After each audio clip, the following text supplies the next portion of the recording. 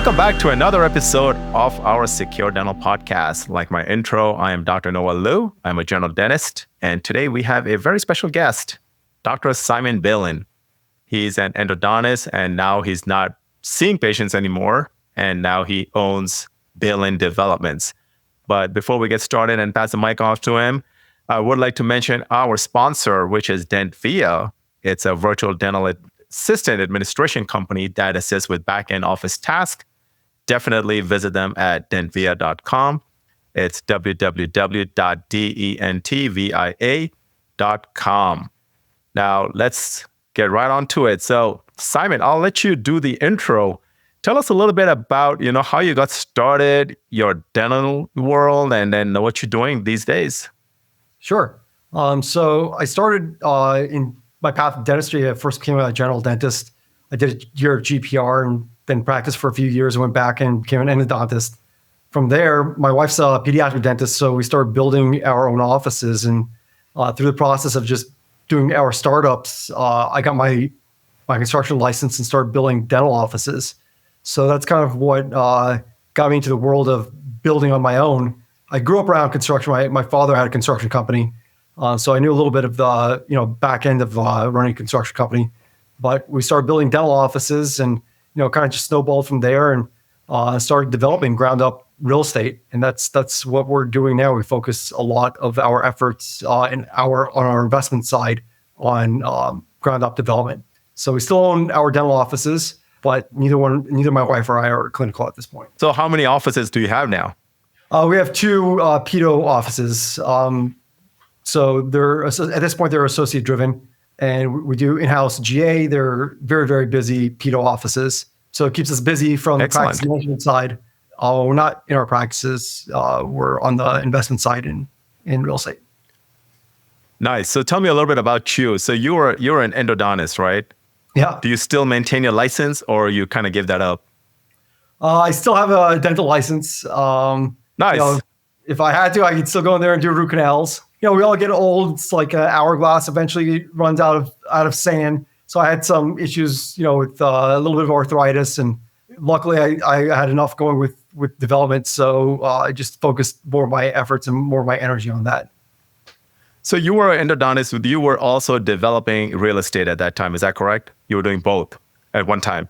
Yeah. So since 2015, we started building commercial. 2019, we started going a little bit more towards the residential side. Now, most of what we're doing is ground up multifamily. I still have a little bit of commercial here and there. I shy away from commercial. It's just not my bread and butter.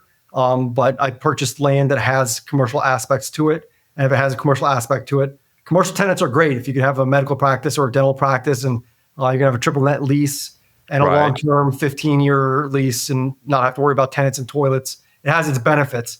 But the vacancy periods are also much longer. So if you're building a residential ground up development and you do all of your homework correctly, your demographics are well, there's a need for housing in that area, you'll build it. You shouldn't have any issues leasing out your units. But you can build commercial and you get stuck with an empty building for a while. So if I am building any ground up commercial, and I have a few projects that way right now, is I want at least 60% of the building leased out before I put a shovel in the ground. Okay. Yeah, I have another building which is a multi-use. So we have 3 commercial units on the lower level, 16 units of residential on top. So on that one, we have all the units leased out even before we start construction. But I'd be more willing to build something like that because the residential could support the commercial that's empty for a while. So you are building basically like a mixed use kind of real estate where there's commercial and then there's residential also. Is that correct? One of our projects is in a downtown district, and that's what they wanted to see. That's kind of the New York style where you have commercial on the lower levels and residential on top. So it's a 3-story building, and in that town there is no availability for commercial, so we had no issues leasing it out. And the residential is also, most of it's going to be pre-leased before it becomes. So let me ask you this here, Simon. You are the expert here, right, with building. So when you are talking about like 60%, like somebody starting out who's looking into, hey, I want to develop this commercial space. How are you finding these tenants? Is it broker? Is it like you just put a sign up there? What's going on there? I hate to sound like a poacher, but first things first, you got to try to poach some clients that are nearby. One of the buildings I have, there's a med spa in town. My wife and I are both patients of the med spa. Okay. They mentioned that they want to move. They outgrown their space, and here I am with a commercial space that's going to be going right down the street. So I just approach them, and if you could do it on your own without realtors, they take 6% of the entire lease period. So if you're talking about a 15-year lease, 6% is a decent amount. So if you could sign some of those leases first on your own, I always say just look around town, maybe some businesses that look like they're busting at the seams, and knock on some doors.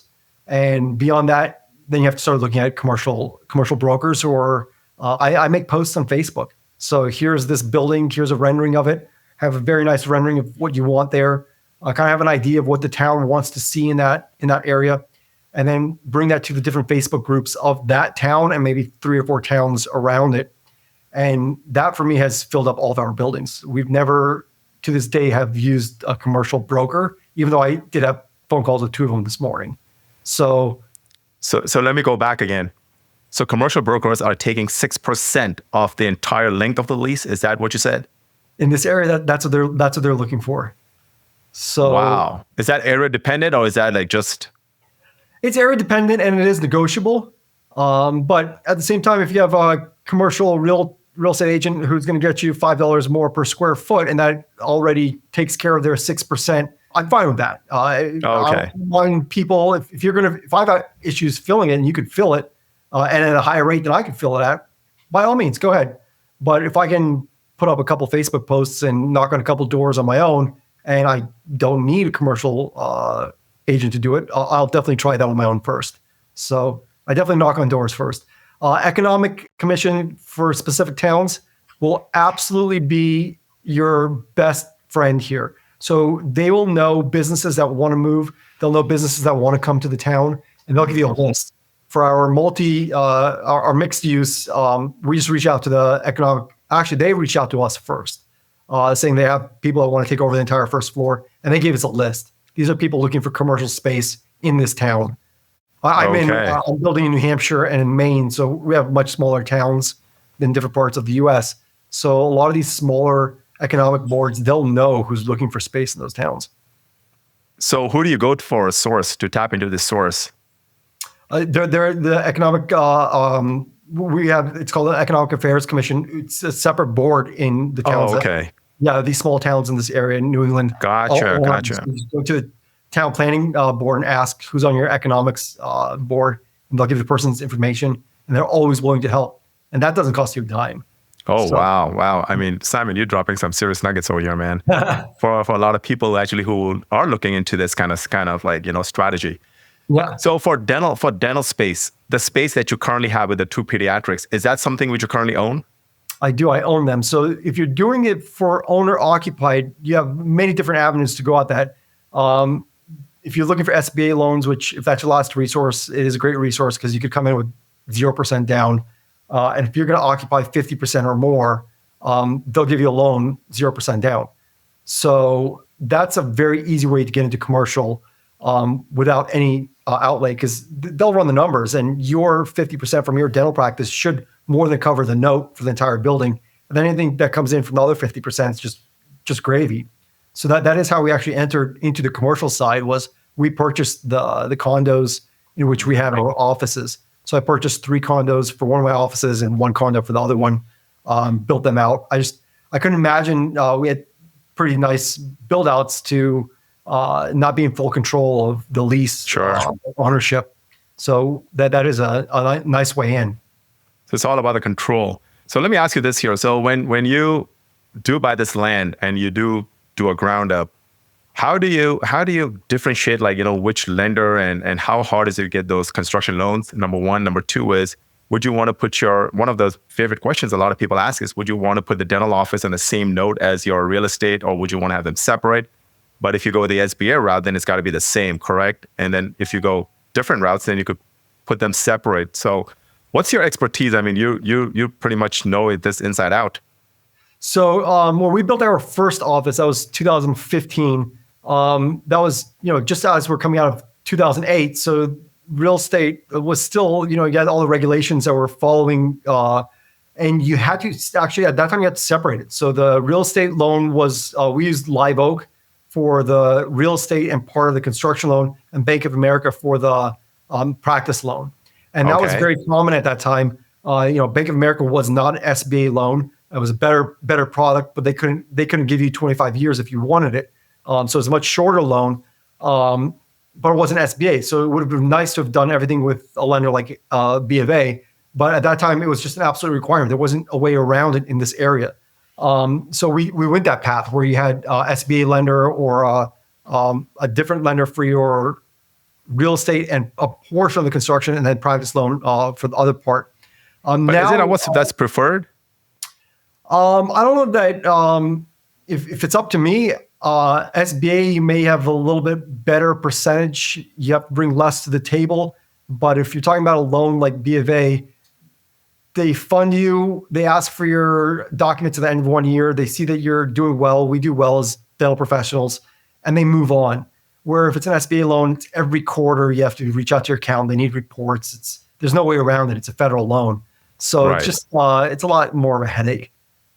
So I always say if you can avoid SBA loans, you absolutely want to avoid at all costs, right? So it's not the only only reason I'm asking you, Simon, is because one of those questions a lot of people ask is that if I'm going to do a practice loan and I do a real estate loan, I want them separate so that if ever I wanted to sell the real estate by itself, I want to refi it, it's always a separate deal. What's your experience like? Would you recommend separate, or would you recommend the same entity, or even the same bank? What's your recommendation? If you can't split them because you think that so you're on the residential side, so it's kind of think of like a value add. You get a client in there, but just think about it the same way. But if you're doing this with commercial, we go in there, we increase the value of it. We have a lease that we could sign. Once that lease is signed and you've shown that you're a good client, a good tenant for several years, there are companies now, kind of like DSOs, but just for real estate, that only purchase real estate that has a dentist or a medical doctor in that real estate. We actually spoke with a gentleman who runs something like that, Johnny and I, when we were in Florida for that PodFest. That's all they look at. They only want to buy real estate where it's a dentist occupying it. That's their niche. So if you're doing it correctly and you're paying your proper amount of rent, which let's just say if you should be paying $35 a month for that rent, because that's what it would be if you didn't own the property next door, you added a lot of value to that commercial real estate. So now you can't sell it to one of those groups and take out quite a bit of equity and then go put it somewhere else. If your loans are tied together, it makes it a little bit messier because now you have to close out the entire loan. So in that aspect, it works out very, very well. So what would you say, like some of these banks, they really want to put collateral on their real estate as well as a practice. And a lot of the times with it's a new dentist, right? They're looking into a practice first time. The banks want to be like, hey, I want to put that real estate and everything into one note. Is that something you would say like it's okay to start off with, or would you still recommend like, hey, you got to have them separate? To me, honestly, I don't think it would matter, because if you wanted to get some way out of it, I think there's ways to work around it either way. Okay. If I had to do it all over again, I would go for shorter term notes with a non-SBA lender. We have a great relationship with Bank of America. I would just do everything with Bank of America. But at the time, first practice, you're nervous.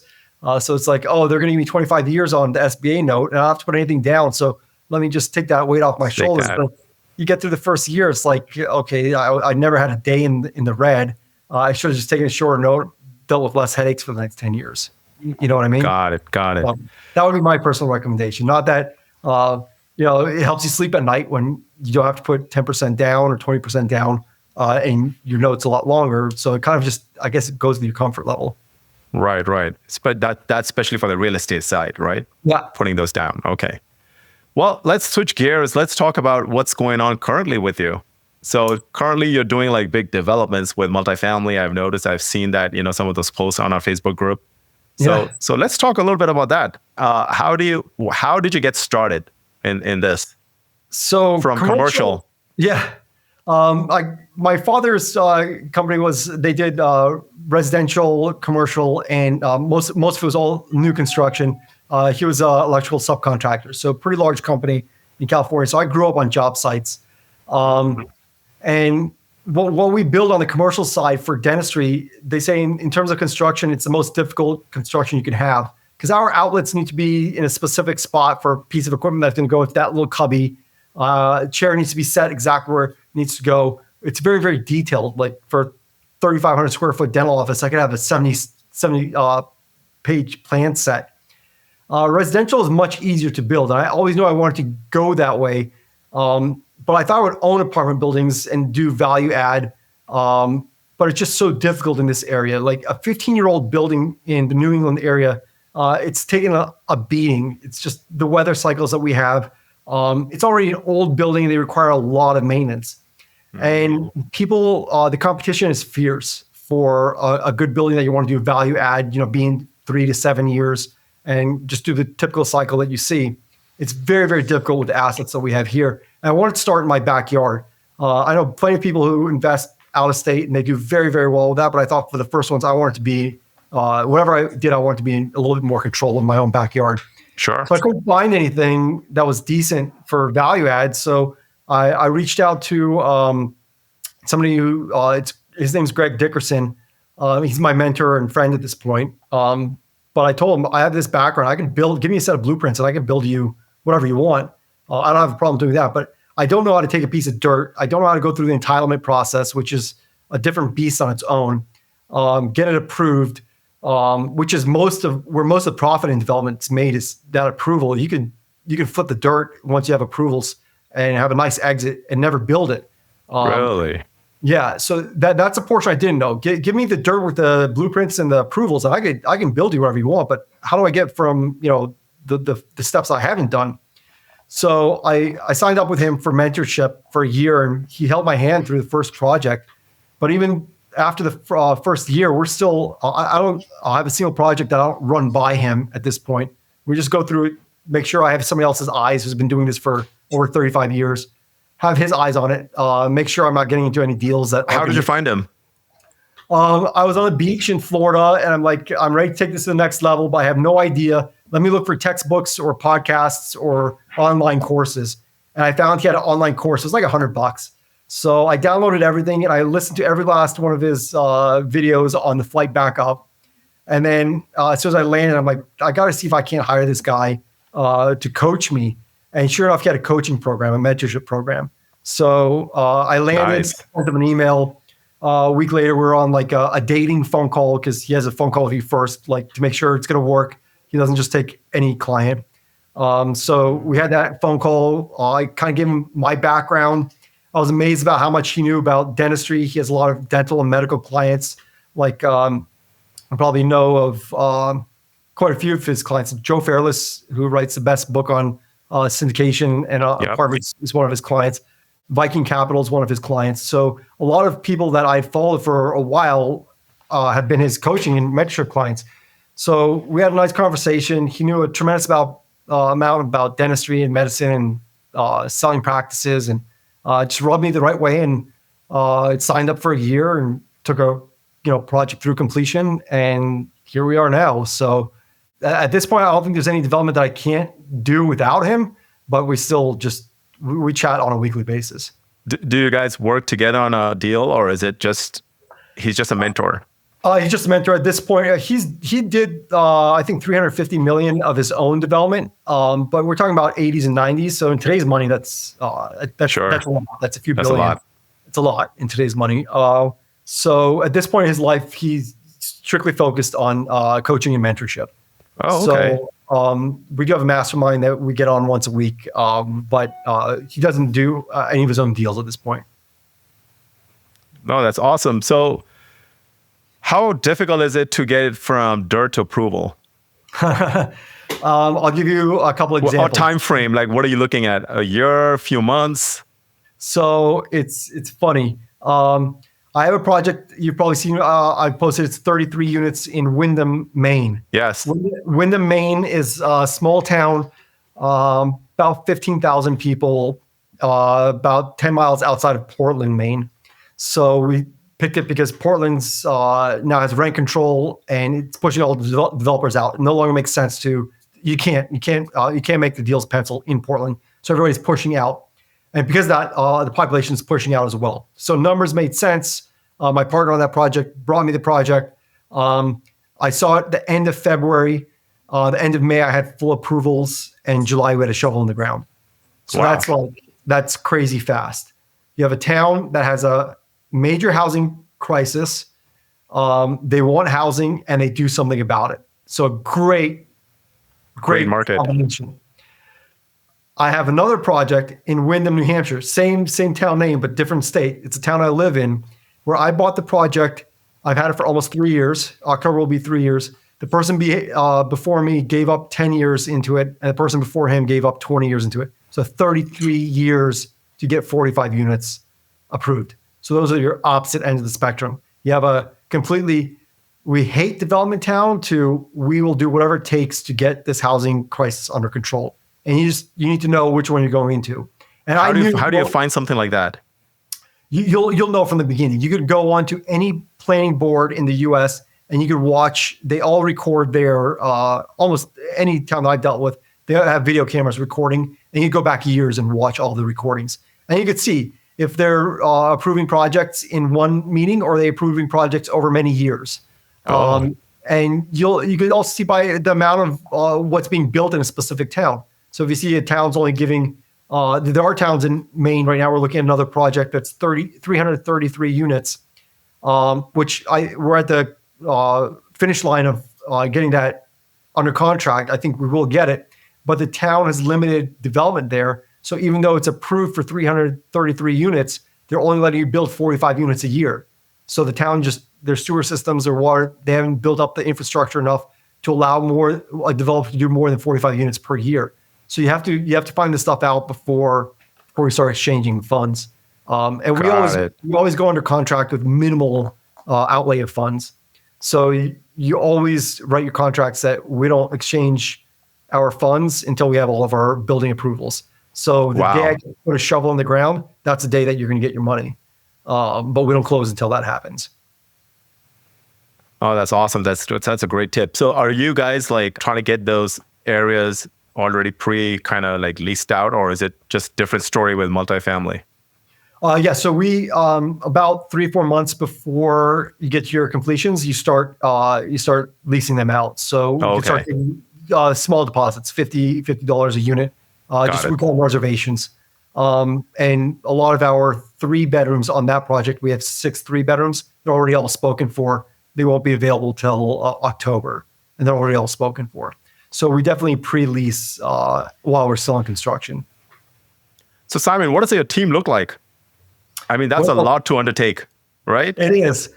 So you can do a lot of development from your home office. You don't need a huge team. Most of it can be outsourced. We're vertically integrated. So I not only do the development side, but I also have a construction company. So we do have people on my team, but Peter on my team, mainly his days are spent just looking for land. So he gets 1 or 2 deals across my desk a week. We'll put out offers on 1 or 2 a month, and maybe 1 or 2 every quarter stick. So it's a numbers game. So we try to fill the pipeline several years in advance, but that's all that Peter does. On the development side, the other people on my team are people I sub things out to. So we have great civil engineers. In New Hampshire, we deal with a group called the Dubé Group. It's a neighbor of mine, but they have one of the largest civil engineering firms. That's your best friend. Civil engineers know what land. Oh yeah, they know what land is available. They know who owns the land. They know what could be built on the land. They know more about dirt than I'll ever know. So when I'm looking for deals, I'll always knock on my civil engineers' doors first, because none of the stuff that I've purchased, not a single property has ever hit the market, ever. They've all either come from my civil engineers or land brokers that have just known of a piece of land and reached out to an owner for us. So you drive by, who owns that piece of dirt? You look it up on the town's website, then you send it to your land broker. Hey, find his information. Let's give him an offer on that land. But we've never once put in an offer on something that was listed. So it's what's some of the criteria for you and Peter that goes like, okay, out of the 10 deals, this is the one I want to put an offer on? We just run the numbers. I mean, I try to say, okay, we want to be 45 units and above. But sometimes the numbers on a 30 unit are amazing compared to a 300 unit. So we just look at the numbers. We do our underwriting. We get quite detailed with the underwriting. And is that location dependent? Pretty much. Location dependent. Yeah, because if you want to build in certain towns, you're not going to build 300 units in the town that I live in. We don't have water, we don't have sewer, so everything's on well and septic. So 45 unit development in a town like the one I live in is a large development for this town. But then 2 towns over, we have 170 units that we're building. That's part of a 360 unit development. So we purchased 2 buildings, and the gentleman that we purchased from is keeping 1 building on the property. But in that town, they allow 300, 400, 500 unit apartment buildings. So we just look for the deals and start our underwriting, and if it makes sense, we move on to the next phase.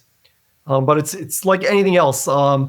With development, people think, oh, I could overpay a little bit for the land. I'll make it up in the construction. I'll make it up in the engineering, and then the engineer comes in, and that was over budget. It needs to make sense from the onset. Day so one. if the land purchase doesn't make sense, don't move on to the next step. Oh, okay. If engineering and architecture doesn't make sense because you're on the side of a hill and it's going to cost you a tremendous amount more to design this because it's difficult, don't go to the next step. So every step needs to make sense before we move on to the next step, because overruns always come up. Construction overruns, engineering overruns, architectural overruns, time overruns. So if you're allowing it from the beginning, you're not leaving any cushion to have a little bit of contingency to get you through the finish line. And how difficult are these lenders to deal with, or easy to deal with? Lenders, just because of our backgrounds as doctors, if you've been practicing for a while, they know that we're good for our money.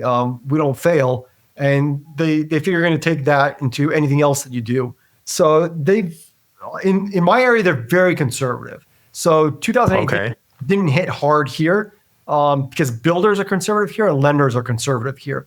But where you have certain parts of the U.S. where they'll lend you at a 1.1 DSCR, they won't do that here. They want to see 1.3.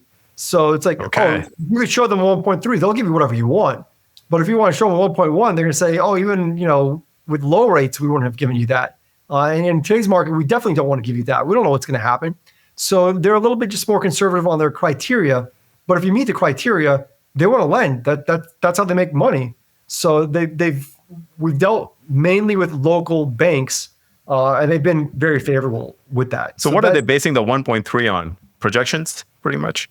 Yeah, so you'll give them projections of existing properties, newer properties that are built, similar square footage, and they'll have a very when it's ground up, the appraisals that we get, the guy spends a month and gives you a 70-page report on the appraisal and shows it each and every single way. So the bank really relies a lot on the appraisal and the performance. So, and we're very conservative, even though I know I can get much higher rents than what I expect. I'd rather show a more conservative rent and still show that high DSCR if it makes sense. And the bank always comes back to us with the deals that Peter and I have done and say, hey, you guys have this listed as $2,100 a month, but that development down the street that's 10 years old is getting $2,300 a month. So that's the conversation you want coming from the bank, not the other way around. If you're trying to present them, oh, I got a 1.8 DSCR, but you put your rents at $3,000 when they know that the area is only going to support $2,100. So you always want them to realize that you're being very conservative. So we do that in terms of the rent and also on the construction side. So we tell them that it's going to cost us more than what we think it's going to cost to build it just during the underwriting. And then we just take less funds if we have to during the construction. So you're never going back and asking them for more. And so far, most of our banks that we've dealt with are excited to do more and more projects.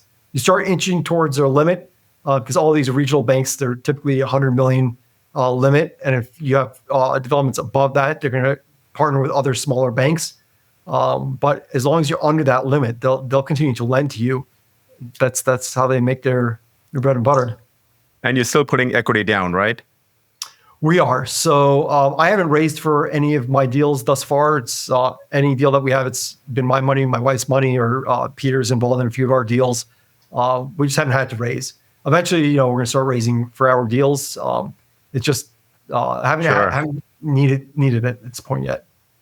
I feel what you're doing right here, Simon. It's you have a really good delta when you do it ground up versus buying an existing cash flow property, because it's like everything that you're doing is brand new, and it's also like the way you can actually project the NOI down the road. It's pretty significant. Like do you agree with that statement? 100%. So we did a webinar with our HUD lender, and I'll go through that a little bit separately. But the premise of the entire podcast was we're getting into Class A assets in A areas at a 10 cap. And even though everything that's happening today, and they say it's going to have cap rates are going to continue going up and up and up, we're not seeing Class A assets trading at a 10 cap. And you're not going to see that. Never. I can sell that. We've got some ridiculous offers on a 33 unit that's not even completed yet. Just a older gentleman coming out of a 1031 who wants to purchase it, leave it for his kids. But we're getting into Class A assets at a 10 cap. That delta's massive. And then if you want to recycle your cash, we deal with HUD lenders that as soon as you're 90% occupied, they will write the loan as if it's 100% occupied.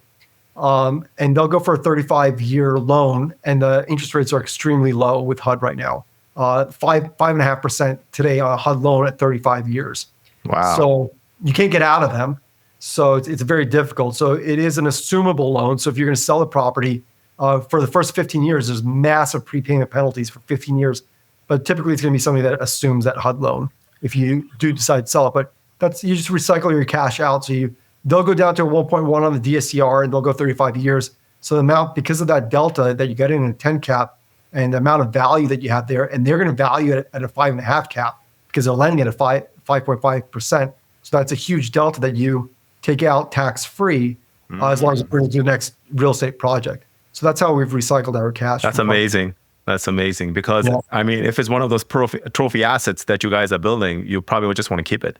Yeah. I mean, at least 15 years. Right. If you're going to convert to HUD, you might as well just keep it. Yeah. So that's, Peter and I know that if we're going down this HUD road, we're keeping it for 15 years. Right, at least. At least 15 years. So I'm not going to pay that massive prepayment penalty. And they're a great lender. He lends in all 50 states, the gentleman that we work with. And we give him a heads up. So we're 3, 4, 5 months away from leasing this asset. We expect to hit 90% at this time. So we start the paperwork, and then as soon as he's ready, he submits, and go through that process. Cool deal. So Simon, for somebody who wants to get started, man, how do they get started? So development, you can do it two ways. You can either do it just as a developer, and if you speak to Greg, if you don't own a construction company, he's going to tell you that's the way to do it. Because a lot of developers, that's all they do. Like, you're not going to get out there and start a construction company just to build your own stuff. It's not necessary. Right. I had the construction company, so it just made sense.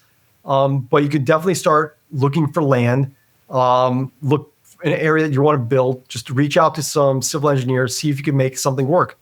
And then you have to find a GC. So with us being vertically integrated, I have a lot of control over the costs. So that is how we get our spread a little bit better. Mm-hmm. But even if I was going to sub it out to GC, you can find GCs that'll manage the entire project for you from anywhere from 3 to 8%. So 3 to 8%, you still have a massive delta, and you have somebody managing the entire headache portion of construction. Right. So just put together a team, and it helps if it's your first dealer trying to develop something from the ground up. If you've never built anything, a bank's not going to give you a loan. But if you work with a GC that's built plenty of multifamily or whatever asset class you're trying to build, if they've built plenty of that, the bank's going to be very open to lending to them. What they'll look at you is, can you support this asset if it's only 50% occupied? They'll just look at your financials and can you or can you not? It doesn't matter to them as much in regards to can the developer bring this to the finish line as much as can the GC bring this to the finish line. So we do both. So they look at us from both aspects. We pull bonds when we have to. But if you're just starting out, I would just work with a local GC that's building what you want to build. So I don't know that I would jump into a 500 unit on your first one. So exactly. Find the GC that's building like 15 to 30 unit buildings and take them out to lunch. See about, can we build some projects together? And it's a partnership, right? Like at the end of the day, I mean. Yeah. So how important is partnership in real estate?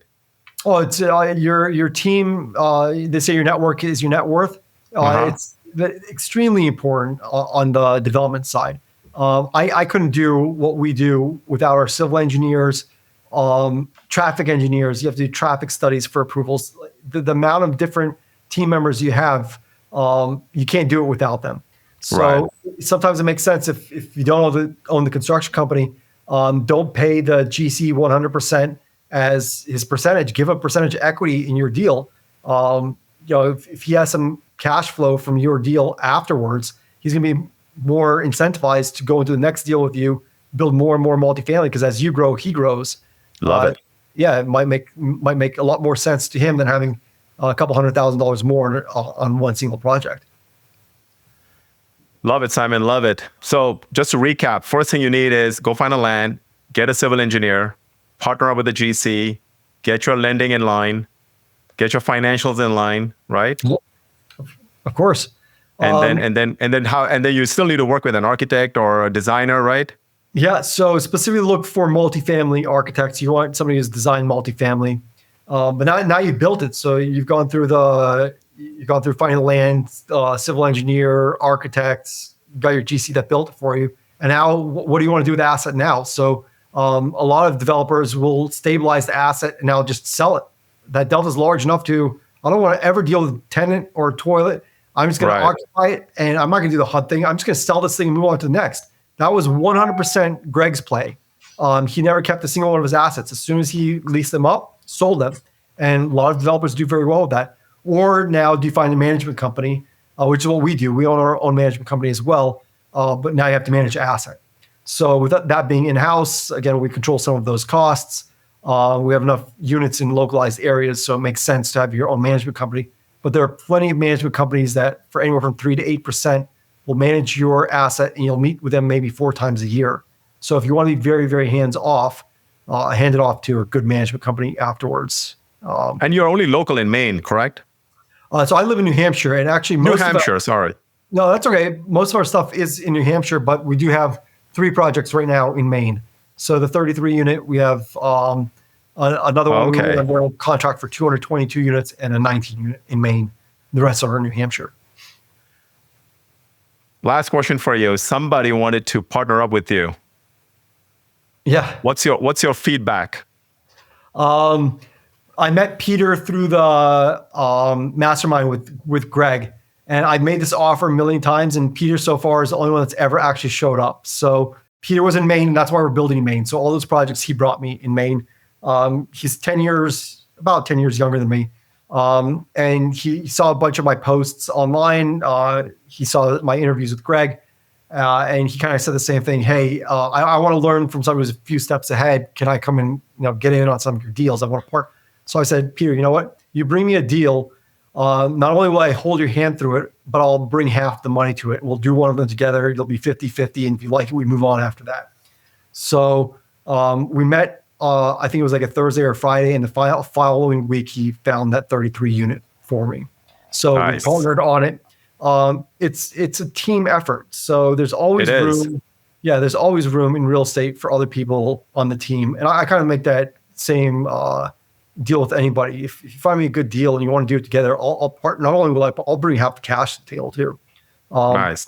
So I put my money where my mouth is. Love it. Yeah. But yeah, that is a great way to get into it. It's difficult because, we always want to be in control. We all have our own dental offices, right? We want to run our own practice. It's difficult to get people in our field, I think, to partner up because we still see, I think, solo is a lot more popular than the group practice that no. And people say, oh, well, if Simon could do it, I could do it 100% on my own. But they don't realize if you did the first one with somebody like a Greg or like a Simon or like a Peter, you get through the first one, learn from somebody who's done a few of them or many of them, see what mistakes you would save money on by not doing the first one on your own. And then if you wanted to, you'll do the next one on your own. And that's what I told Peter, but he's not doing the next ones on his own. We're still 50-50 on everything we're doing in Maine because it makes more sense for both of us. Makes more sense. Yeah. Precisely. So why are you going to take the headache on your own? We just continue working and growing together. And so, and that's another thing too. Like somebody will say, hey, I want to do it alone. Yeah, eventually We he don't or know. she will get there, right? Yeah, Eventually they'll get there, but how absolutely. much at what at whose expense and how long Yeah, and right. how much money spent, right? Yeah. So lessen that learning curve, just piggyback, and it helps with the bank. So the first one, if you really think you're going to do the first development on your own, yeah, you're going to do it. It's going to take a while. You'll maneuver your way through the bank. You'll get your funding. But if that's going to take you 5 years, where you could have been 6 months on somebody else's development, Correct. and then right after that, now you have, you know, 5, 10, $15 million development under your belt, depending on the size of what you built. Now you go back to the bank and say, look, I just finished this 3 months ago. It's fully occupied. Now I want to go to the next one. It's much easier on that second one than it is on the first one. 100%. Yeah. Well, Simon, thanks for your time, buddy. Of course, anytime. Great Yeah, so chat. how can somebody find you? You could visit our website, beylindevelopment.com. My contact info is on there, and actually the phone number that's on there is my cell phone. So if you ever have a question, shoot me a text. I always reply. No, great. We're definitely going to put the link down there as well in this pod. Other than that, I think we are pretty good, and I appreciate you coming on. Of course, anytime. I appreciate you having me. All right, great. Well, everybody, we're going to land the plane here. Well, make sure to like and subscribe. We can definitely find Simon BeylinDevelopments.com, and that's his email address as well. So definitely reach out if you have any questions regarding ground up construction. All righty. Have a good one, everybody.